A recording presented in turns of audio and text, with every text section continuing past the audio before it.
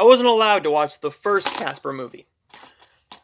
I was allowed to watch Casper Meets Wendy because this debuted, well, in my house. The first time that I saw this was on Disney Channel when I was really, really young, and Disney Channel was allowed in my house. If it was Disney, it was allowed, unless it was Hocus Pocus.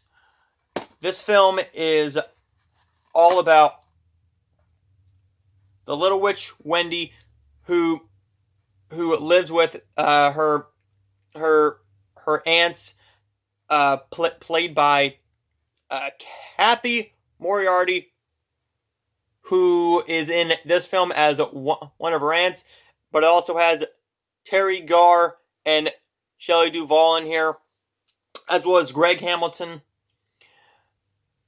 as Desmond Spellman. This is all about this little witch Wendy, who has been getting better and better with her magic for years now, and she's only 12, and Desmond Spellman is now on the hunt for her.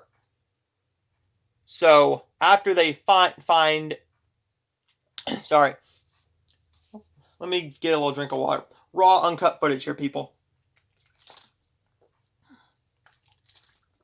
There we go. After they find this out, they go to the sunny, bright resort, and then Wendy meets Casper, and a friendship develops, and now they are trying to. They're just friends, and now they have a scheme to get back at both his uncles and her aunts. Now, it doesn't say where her mom or dad went, or why she lives in a big castle. That is not explained. This film was just part of childhood, and this introduced the world to Hilary Duff. Her latest film, we don't need to talk about that. The Haunting of Sharon Tate. This film was one that I grew up with. It was on the Disney Channel. There's nothing really wrong with it, except for a little bit of language. For kids anyways. This film has not aged very well. I have not seen it since probably 5-6 years ago, before I started reviewing movies. This film has some god-awful effects, some god-awful CGI, but it's passable for what it is. I think this might have had a lower budget, and you can definitely tell that Hilary Duff just started acting, because she delivers a very, very childlike performance here. But it's just nostalgic, and I think that she's always had a certain charm about her, and I think that's what I always liked about her. I developed a little crush on her when I was little, and I watched this film. I'm like, oh, Hilary Duff, eh? Yeah. And then Christy Carlson Romano, and tons of others. Ashley Tisdale, Brenda Song, tons of other people. This film is not good, but it's not god-awful either. It is one that I'm going to try and do the best I can reviewing it, but this is always one that's going to stay in my collection because it's just nostalgic, and I know that every single person watching this video and every single person in the movie community has at least one movie that they know is god-awful, is awful, or just straight up bad, with some good redeeming elements, but just a bad film that they still like because it's part of their childhood. For me, one of them is Casper Meets Wendy. Casper is just a likable, friendly ghost. This film is a lot kiddier. There's fart jokes, there's sunburn jokes, there's just a bunch of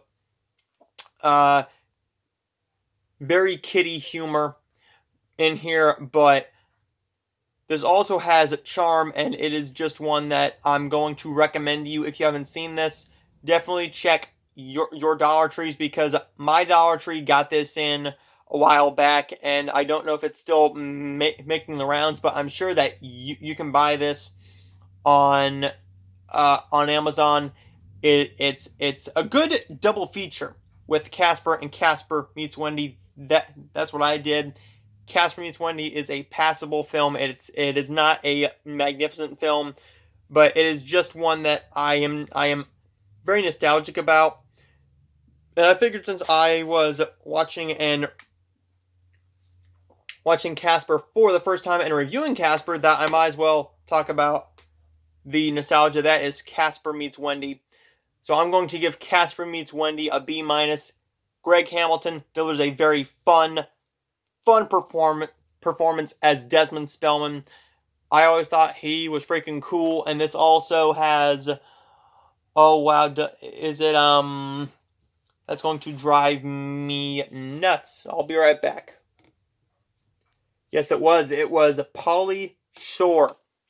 Pauly Shore was the oracle, or the magic talking mirror that that Desmond Spellman has. I couldn't remember whether it was him or not, but it is Pauly Shore. So I knew of Pauly Shore, but I just didn't know I knew of Pauly Shore at that time. Now I know of him, and I'm gotta say, I'm a little bit of a fan. I do like him. I still need to see Son-in-Law, though, but we are going to watch that a little closer to Thanksgiving, I think. So there's that. There's my review of Casper Meets Wendy. I still have 2 more reviews for you guys. The 2 other reviews are going to be for 2 Hallmark movies: My Best Friend's Bouquet and Picture Perfect Mysteries, Exit Stage Death. So I will see you guys for those reviews very, very soon. And I also got reviews coming for Cannibal Corpse Killers, Fear Farm, and Killer Raccoons 2.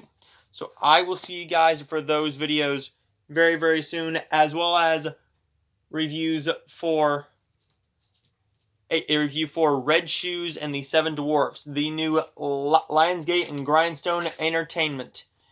Yes, this is a library copy that I got a hold on. That has a pretty decent little cast here, I say.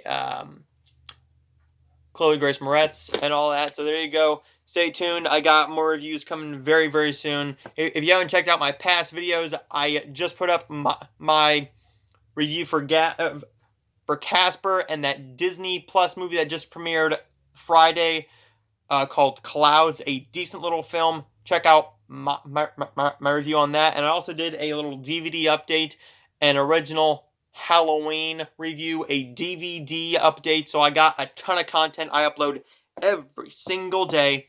And I will see you guys for tomorrow's video, which is going to be a movie review for My Best Friend's Bouquet. And then the next day, Picture Perfect Mysteries, Exit Stage Death, and then Red Shoes and the Seven Dwarfs. So we'll see you guys next time.